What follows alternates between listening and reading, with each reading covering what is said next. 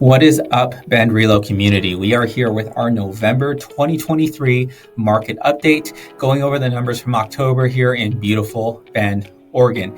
Being upfront with our presentation here, nearly every metric is unchanged from September to October, with the exception of transactions closed. So looking at the numbers, we had 121 transactions closed in the month of October. When we look at last year, October 2022, we had 160. All right, so far below that number.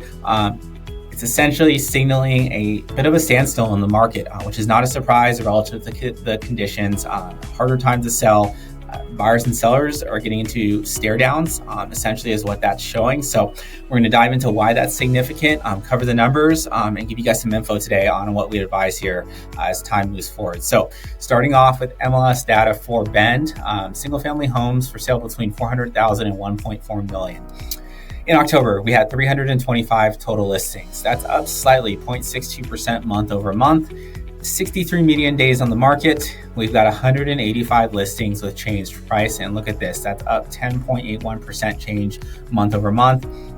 We've also got negative 6.28% average change from original price, which is also up a bit there at 4.14% change month over month. What we're going to do now is get into some illustrations regarding the climate here, kind of what the market feels like, what's going on, and how buyers are viewing things versus sellers. So on this chart, we're looking at percentage of asking price and then percentage of potential buyers who will actually look at the property and go in for a showing with their agents. So starting right in the middle, market value, we're seeing roughly only about 50% of the buyer pool will look at a home that is listed for market value. If that seems low, it's because it is. But again, that's the stare down between sellers and buyers. That's what we're seeing right now, is that buyers, a lot of them don't want to look at a home unless it's listed below market value at the current time. Where that really shines is, again, you go above 10%, above 15%, you're actually getting into single digits here as far as buyers that will actually even take a look at the home. Again, not offer, but just take a look. So if you're a seller right now, you got to be really smart in terms of where you're starting that listing price, because your home could potentially sit for a while here as we go through these colder and darker winter months where buyer activity is shown to be on the sidelines, not very active as of right now. So we're going to touch on that a little bit further here on this next slide, which is seller's fallacy. So looking at this, we've got home price and time on the market. One big thing we're seeing is a lot of sellers' mindset is still back in the pandemic era where, there are bidding wars going on. Sellers are getting 30, 40, 50K above their asking price. They're really making out great with their sales. And that's just not happening anymore. Instead, what we're seeing is, sellers listing kind of for that dream price that they want to get for their property, and then having to do price correction after price correction. Meanwhile, their home is just sitting on the market for an extended period of time. So that obviously decreases the actual value that you're getting for your home, but it also decreases the perceived value. So it just gets tougher and tougher and tougher to sell that house as you can never really catch up as the time on the market extends. So, right there, value goes down the longer the home is listed. Just something to be aware of. If you start very high, you could actually finish lower in a transactions than you would have if you just would have come down a little bit to begin with and have sold that home quicker. Moving forward to the more concrete numbers, inventory. We're looking at 2 months here, right? Very consistent across the board, 2 months from June 2023. Still a significant amount of more inventory relative to the pandemic era, where we had less than a half a month. But again, it's indicative of a strong market. Despite activity slowing down, affordability is not really getting better. Prices are not getting significantly better, simply due to the fact that we still don't have that much inventory, and that stayed relatively consistent. Moving forward, price per square foot, median price per square foot, I should say, we were sitting at $379 in September 23, and then October 2023, we're down to $367. So a very slight dip. I'm still far above the original pandemic numbers and really holding steady. As a team, what we're predicting is that this affordability is not going to get much better. We expect it to level out. And then we're going to talk about interest rates in just a second. But as those continue to drop, more and more buyers are going to get injected into the market. It'll totally level out that affordability, that price per square foot, and eventually it's going to push it back up again. So again, something we'll touch more on here in a moment. But just be aware, slight drop in price per square foot, but overall very, very similar. Moving forward into number of sales, I did touch on this when we opened the presentation here today. So 121 transactions closed in October, down from 135 in September 2023. If we look to last year here, all the way here to October 2022, we had 160 transactions. So again, a bit of a standstill in the market right now. Stare downs between buyers and sellers. All right, inventory is not changing, prices is not changing, the market's strong, but we're not seeing the same amount of transactions happen. And again, we'll touch on the significance of this on our next few slides. Let's start with the mortgage rates, all right?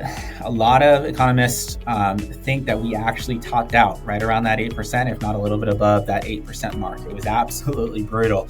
But with that being said, the end of October here into the first week of November, we actually saw a relatively sharp decline of about 0.5% in interest rates. Another signal to a lot of those professionals that are involved in the economy that we may have maxed out on our rates. Consensus is higher for longer on these interest rates, but we're fairly confident sometime into spring, summer, we are going to see those relent a little bit and actually come down a touch. It's not going to be the 2 to 3% we saw a number of years ago, but looking at maybe an average between 6.5% and 7%, give or take. Again, nobody knows for sure, but we are expecting that 8% to possibly be the cap, and then to start to get down to a little bit more reasonable number as we move forward here into spring and summer.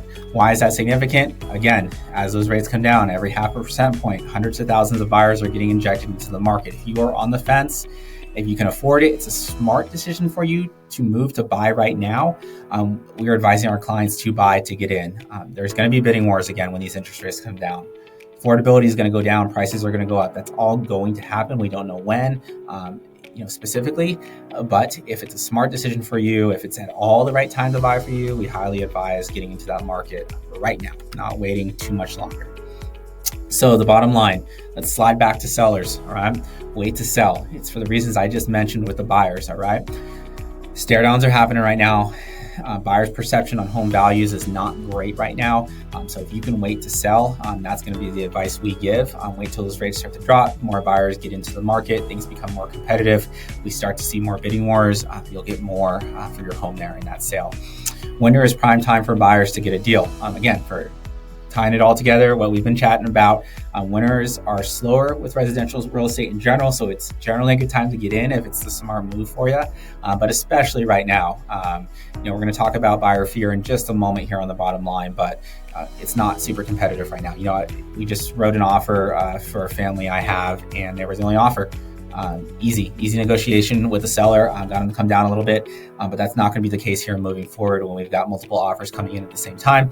You're going to have to work a lot harder to close that transaction in your favor. So prices jumped over 18% last spring. We're expecting to see a similar model and forecast as we head into spring and summer 2024.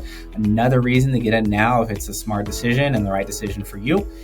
Pent-up demand is building. That all has to do with the interest rates. And I don't blame people for being on the fence. Either you can't qualify, you don't want to pay that higher interest rate, you want to wait till it comes down. They will come down, that's going to happen. But again, you're not the only one if you're in that position, all right? Same with sellers. Pent-up demand is building, so be aware of that. If you can wait to sell, wait to sell. Finally, take advantage of buyer fear while rates are still high, okay? This all ties into everything we talked about, right? You get in, I just mentioned, I wrote an offer for a family, no competition, made the negotiation easier. As things change, as that fear relents and rates relent, again, those will parallel. Things are going to get more competitive.